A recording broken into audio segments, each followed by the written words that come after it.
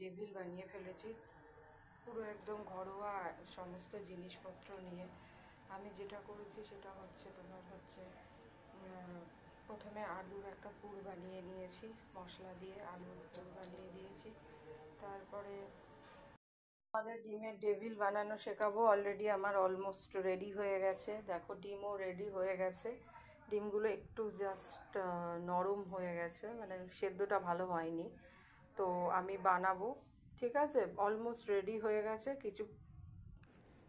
দেখো ডিমটাকেও আমি ভালো করে গুলে নিচ্ছি, ঠিক আছে। এবার আমি একটা একটা করে ডিমকে রেডি করব পুরের সাথে দিয়ে দিয়ে তারপরে আমি ভেজে নেব। দেখো এটাকে আমি পুর দিয়ে দিয়েছি, এবার ডিমের মধ্যে ভেজাবো, এই ডিমটার মধ্যে দিয়ে এটার মধ্যে দিয়ে ইয়ে করে ভাজবো। দেখো আমি একটা ডিমেল ভাজতে দিয়ে দিয়েছি।